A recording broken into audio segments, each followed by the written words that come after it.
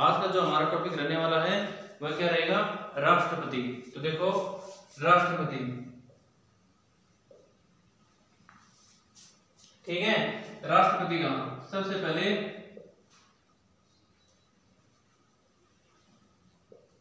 संविधान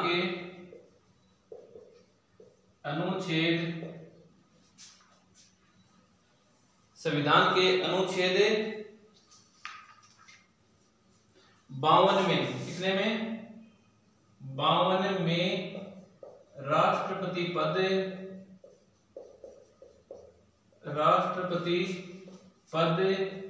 की व्यवस्था की गई है, ठीक है।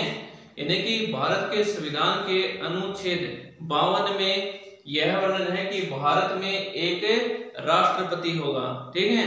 भारत में एक राष्ट्रपति होगा अनुच्छेद 52 के अनुसार।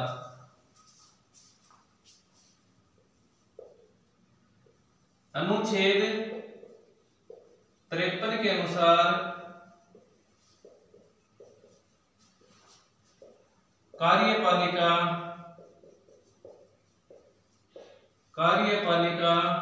की समस्त शक्ति राष्ट्रपति में निहित होगी,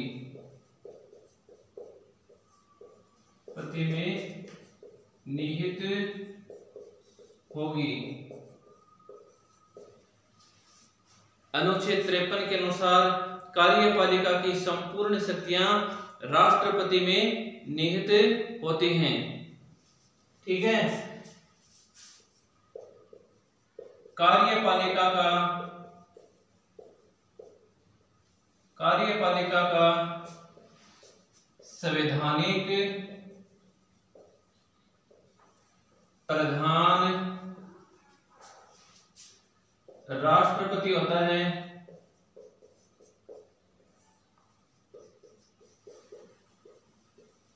कार्यपालिका का संवैधानिक प्रधान कौन होता है, राष्ट्रपति होता है।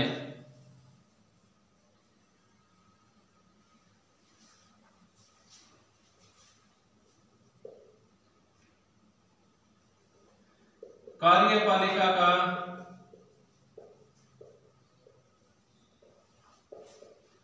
वास्तविक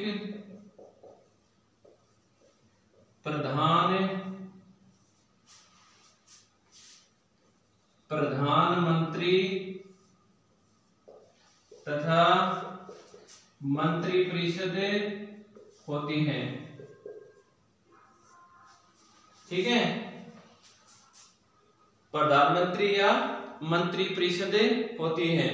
अनुच्छेद 53 के अनुसार कार्यपालिका की समस्त शक्तियां राष्ट्रपति में निहित होती हैं। राष्ट्रपति इन शक्तियों का प्रयोग स्वयं कर सकता है या फिर अपने अधीनस्थ पद अधिकारियों के माध्यम से इस शक्ति का प्रयोग कर सकता है। तो प्रधानमंत्री और मंत्रिपरिषद हैं, यह इस शक्ति का वास्तविक रूप से प्रयोग करते हैं, जबकि संवैधानिक रूप से इसका प्रधान राष्ट्रपति होता है। अब देखो राष्ट्रपति, ठीक है। भारत का प्रथम राष्ट्रपति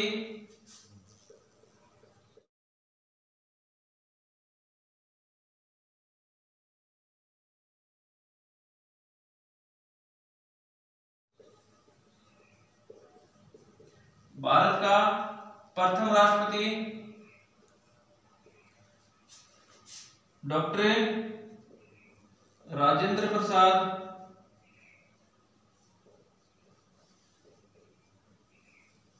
ठीक है। भारत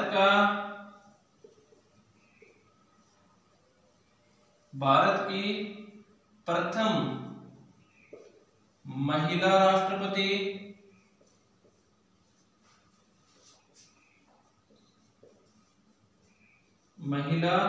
राष्ट्रपति प्रतिभा पाटिल,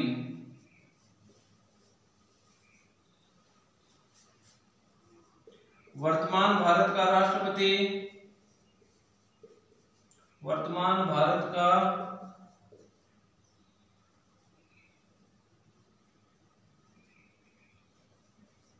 राष्ट्रपति रामनाथ कोविंद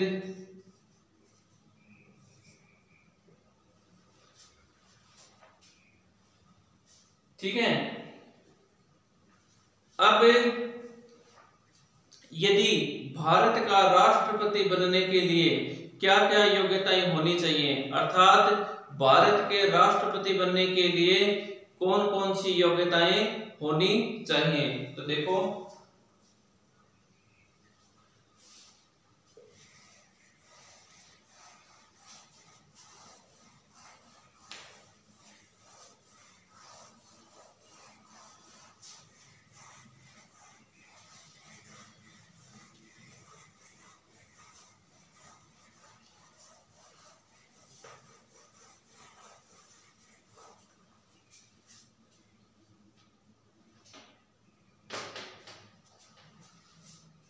राष्ट्रपति पद की योग्यताएं।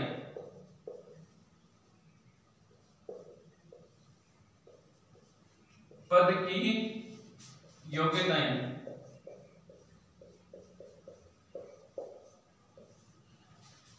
सबसे पहले भारत का नागरिक हो,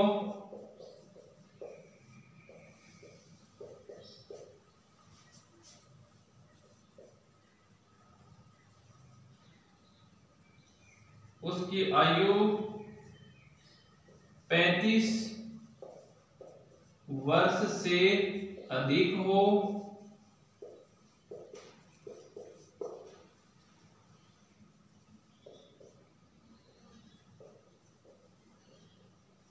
लोकसभा सदस्य की योग्यता को पूरा करता हो,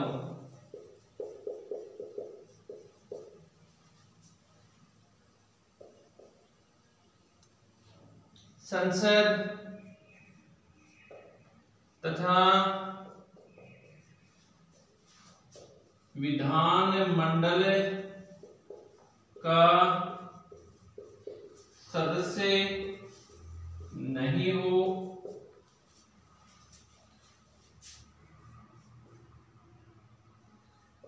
किसी लाभ के पद पर न हो। ये 5 योग्यताएं होनी चाहिए भारत का राष्ट्रपति बनने के लिए। सबसे पहले भारत का नागरिक होना चाहिए, उसकी आयु 35 वर्ष से अधिक हो, लोकसभा की सदस्यता या योग्यताओं को पूरा करता हो, यानी कि लोकसभा का सदस्य बनने के लिए जो योग्यताएं हैं वह योग्यता पूरा करता हो। संसद तथा विधानमंडल का सदस्य नहीं होना चाहिए, संसद और विधानमंडल का क्या होना चाहिए, सदस्य नहीं होना चाहिए। किसी लाभ के पद पर नहीं होना चाहिए, यानी कि किसी भी सरकार के अधीन सरकारी पद के ऊपर नहीं होना चाहिए। ये सब जो योग्यताएं होती हैं वह भारत का राष्ट्रपति बनने के लिए या फिर उम्मीदवार बन सकता है।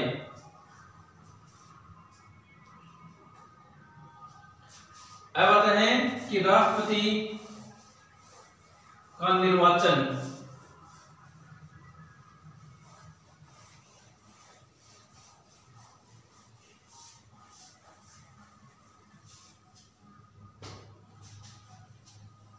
राष्ट्रपति का निर्वाचन, निर्वाचन में देखो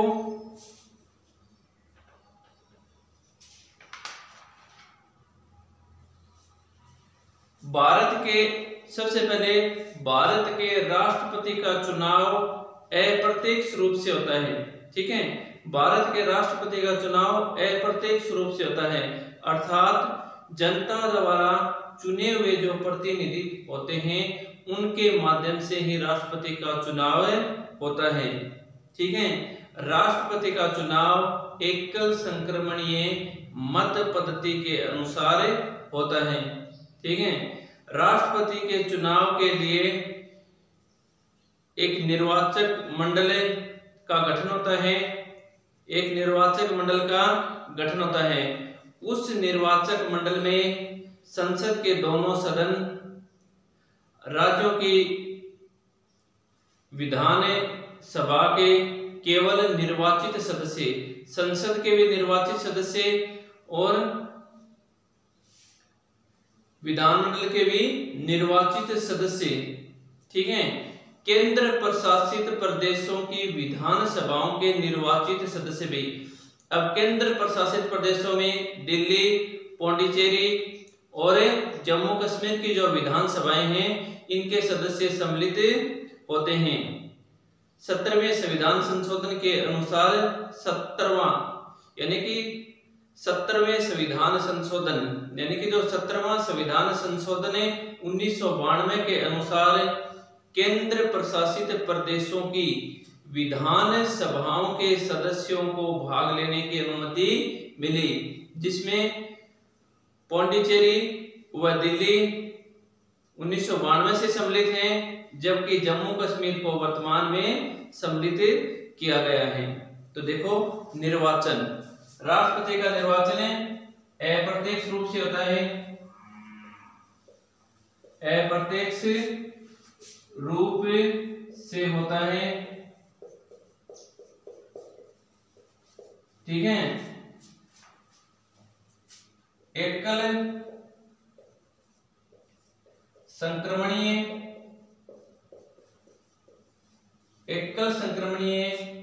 मत प्रणाली के अनुसार होता है, ठीक है। चुनाव की जो प्रक्रिया है वह एकल संक्रमणीय मत पद्धति के अनुसार होता है। अब सबसे पहले इसमें एक निर्वाचक मंडल का गठन होता है, निर्वाचक मंडल, ठीक है।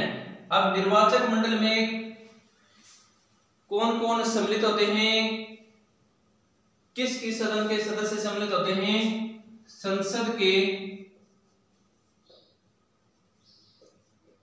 केवल निर्वाचित सदस्य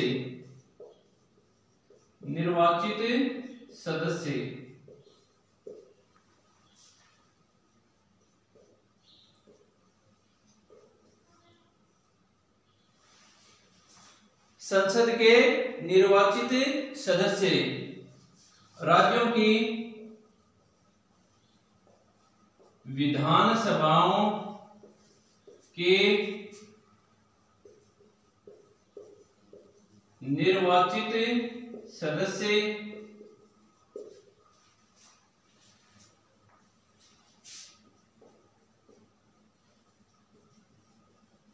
केंद्र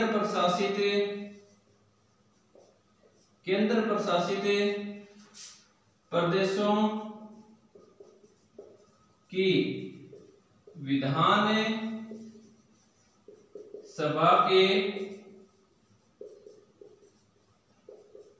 निर्वाचित सदस्य, केवल निर्वाचित सदस्य, मनमोनित सदस्य राष्ट्रपति के चुनाव में भाग नहीं लेते हैं। केवल मनमोनित निर्वाचित सदस्य ही राष्ट्रपति के चुनाव में भाग लेते हैं। जिनका चुनाव जनता प्रत्यक्ष रूप से करती है वही सदस्य राष्ट्रपति के चुनाव में भाग लेते हैं। जो एक निर्वाचक मंडल का गठन होता है उसमें संसद के दोनों सदन, लोकसभा और राज्यसभा के निर्वाचित सदस्य, राज्य विधानमंडलों यानी राज्य विधानमंडलों की विधानसभाओं के निर्वाचित सदस्य, केंद्र प्रशासित प्रदेशों की विधानसभाओं के निर्वाचित सदस्य इसमें भाग लेते हैं। देखो केंद्र प्रशासित प्रदेश है, इसको 17वें संविधान संशोधन 17वें संविधान संशोधन 1992 के अनुसार सम्मिलित किया गया, ठीक है। इनको 1992 के यानी कि 17वें संविधान संशोधन 1992 के अनुसार इनको सम्मिलित किया गया है।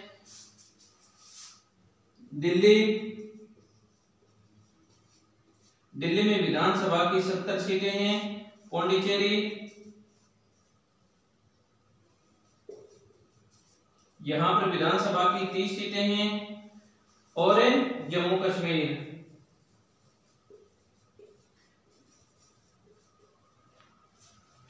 इन विधानसभाओं के सदस्य इनमें निर्वाचित राष्ट्रपति के निर्वाचन में भाग लेते हैं। दूसरा था है एकल संक्रमणीय मत पद्धति।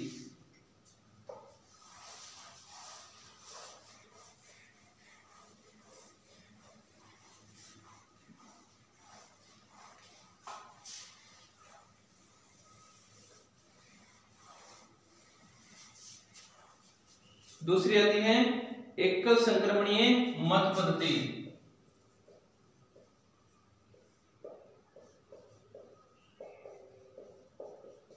एकल संक्रमणीय मत पद्धति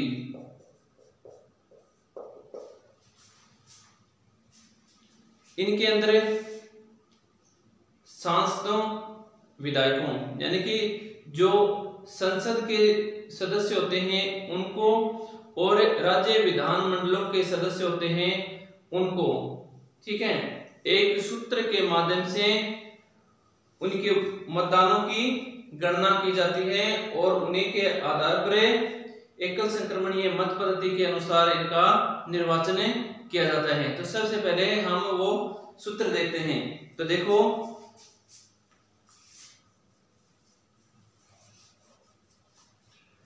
जो एकल संक्रमणीय मत पद्धति है इसमें उम्मीदवार को, ठीक है, इसमें उम्मीदवार को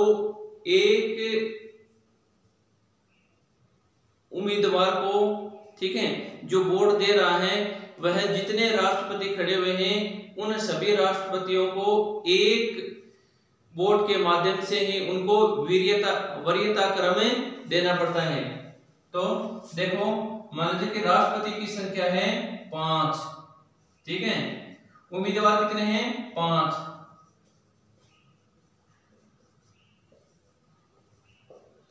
ये 5 राष्ट्रपति खड़े हुए हैं। अब जो सांसद या विधायक जो इनको वोट देता है, ठीक है, वह वोट इनको जिस आधार पर देता है कि इनको सबसे पहले वह इन 5 में से किसको राष्ट्रपति बनाना चाहता है, ठीक है। तो इनमें से यदि उम्मीदवार 1 नंबर पर सबसे पहले किसको बनाना चाहता है 3 नंबर को, ठीक है, फिर यदि 3 नंबर उम्मीदवार नहीं बने तो किसको बनाना चाहता है तो वो 1 नंबर को, तो ये 2 नंबर क्रम, यानी कि मेरा वोट सबसे पहले किसको जाएगा 3 नंबर राष्ट्रपति को, ठीक है, उसके बाद 2 नंबर पर जिस क्रम पर राष्ट्रपति है उसको जाएगा, फिर मान लीजिए कि 3 नंबर क्रम ये है और 4 नंबर ये और 5 नंबर ये। तो इस प्रकार से राष्ट्रपति के चुनाव में उम्मीदवार हैं, जितने भी उम्मीदवार हैं वह सभी उम्मीदवार इस प्रकार से अपनी वरीयता क्रम देते हैं कि 1 नंबर पर राष्ट्रपति, 2 नंबर पर राष्ट्रपति, 3 नंबर पर, 4 नंबर पर और 5 नंबर पर। तो इस प्रकार से वह राष्ट्रपति के उम्मीदवारों को चुनते हैं, ठीक है। अब एकल संक्रमण के माध्यम से 1 नंबर, ठीक है, यदि इसमें सफल इनकी गणना होती है, इसमें यदि उम्मीदवार जो जिसको सबसे कम वोट प्राप्त होते हैं वह इससे बाहर हो जाता है, फिर 2 नंबर पर, फिर 3 नंबर पर। तो इस प्रकार से एक सफल उम्मीदवार को न्यूनतम कोटा प्राप्त करना होता है, यानी कि उम्मीदवार तभी सफल होता है जब वह न्यूनतम कोटा प्राप्त कर लेता है। तो न्यूनतम कोटा प्राप्त करने की प्रक्रिया एक सूत्र के माध्यम से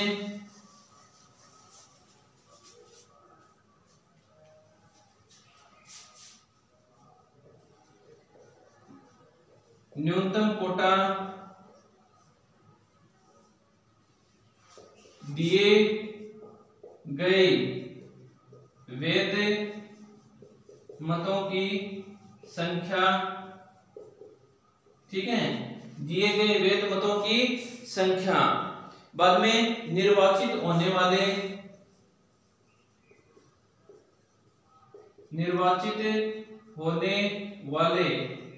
प्रतिनिधियों की संख्या, निर्वाचित होने वाले प्रतिनिधियों की संख्या,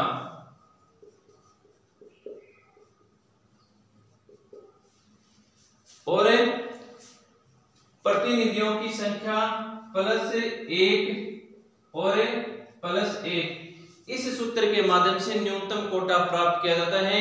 जो न्यूनतम कोटा प्राप्त कर लेता है वह उम्मीदवार सफल होता है। ठीक है, अब राष्ट्रपति का आता है कार्यकाल।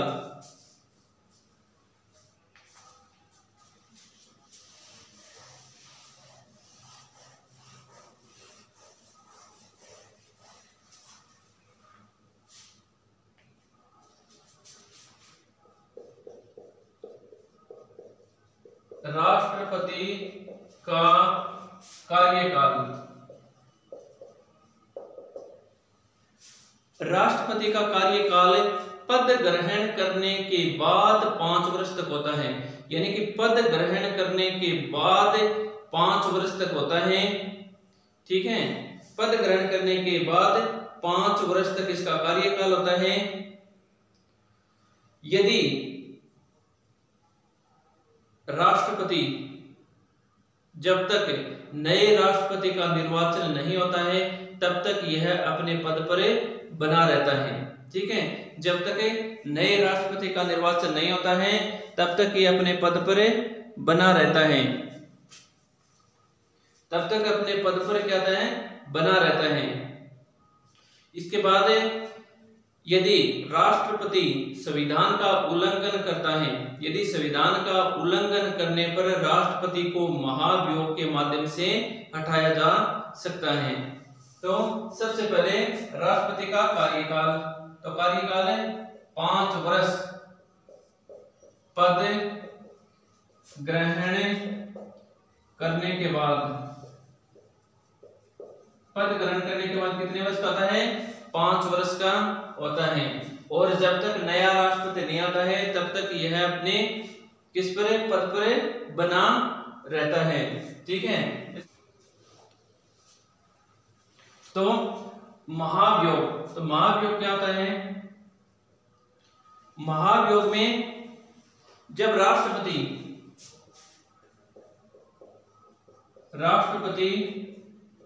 संविधान का उल्लंघन करता है,